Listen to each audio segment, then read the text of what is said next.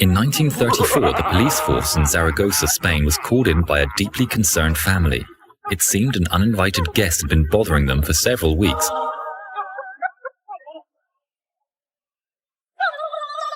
Greeted at the front door by Mrs. Palazon, who was by now already going out of her mind, the chief policeman wasted no time. He began questioning the suspect right away. Who are you? Why are you doing this? Do you want money? He got one simple "No" from the other party in return. He asked, Are you looking for a job? Yet the answer once again was a cool "No." Annoyed now, and with his patience running thin, the policeman threw his last question. Well then, what is it that you want, man? The answer to this question was what actually made this case so interesting, almost 85 years after it happened. "Nothing. I am not a man," came a reply from what seemed to be an ordinary chimney. Yes, the policemen were talking to a chimney, one that had a special connection to the stove. Only it wasn't so ordinary because it was talking back. It was a rude, ill-mannered and insolent chimney that at one point even threatened to "Kill everyone in the room." It was one day in September when the Palazons first heard maniacal male laughter that was emanating from behind the walls in the kitchen of their duplex apartment on what was then Gascon Gauter Street. At first, they assumed that the neighbors were making the ruckus. There were screams, shrieks, and all kinds of different unidentified noises, along with the laughter that would come and go out of nowhere and got louder when the family opened their stove. But then, on the evening of September the 27th, the maid, Pascuala Alsosa, was in the kitchen finishing up with the dishes when she heard the voice calling her name, followed by a burst of prolonged sinister laughter. Scared to death, she woke up her mistress to tell her what had happened. For the next couple of days, the voice would appear randomly, sometimes as early as 5 a.m., oftentimes calling out to the maid as if it had some strange fixation with her. Occasionally, it would just tease people when they approached the kitchen. It was like it was an all-seeing entity, fully aware of what went on in the house, or at least in front of his home, the stove. The Palazons were almost certain that an invisible duende, a goblin-like supernatural being from Spanish and Latin American folklore, was for some reason living inside their stove and talking through the chimney. They told their neighbors and asked for help, at least to ease their minds that they weren't going crazy. Intrigued, they came over, and what do you know?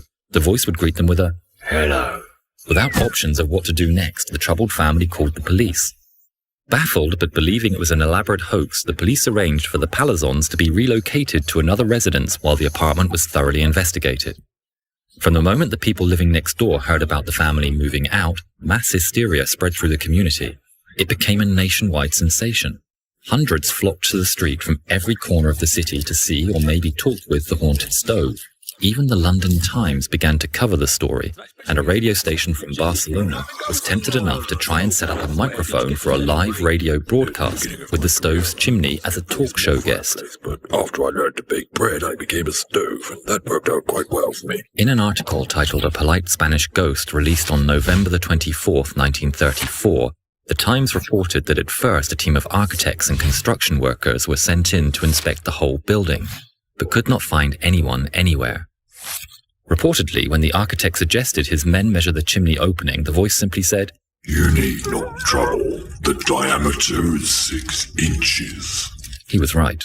A police patrol was then assigned to guard the perimeter day and night and not let anyone or anything slip through. From the very next morning, the voice was nowhere to be heard. Nothing was found. Priests were called in to sprinkle the chimney with holy water, and the Palazons were brought back. "Cowards, cowards, here I am," Was how they were greeted the very next morning after moving in again. "I will kill everyone inside," said the voice returned, and the family swiftly left the apartment once more. Only this time, they left it for good. The governor of Zaragoza, upon hearing that the voice had returned, ordered the police chief to bring the whole family in for questioning and psychiatric evaluation. After many, many hours of deduction and scientific reasoning, the psychiatrists decided who was to blame. On December the 4th, the governor released a statement that the family maid, Alsosa, was the responsible party. She was, he alleged, suffering from a highly unusual and bizarre condition called unconscious ventriloquism, apparently throwing her voice unknowingly. Even though she was nowhere near the apartment for most of the time after their first few encounters, and people swore they heard the voice when she was not around, the blame was firmly placed on Pascuala Alsosa. The family she worked for left town, never to be seen there again, and the voice was last heard that December the 4th. Pasquela left as well to escape the accusations of being evil or a fraud. Even though she was almost certainly innocent, she lived out her days in her hometown and disappeared into obscurity. The apartment block was torn down 40 years later, and the new building on the site is named Edificio Duende, the Goblin Building.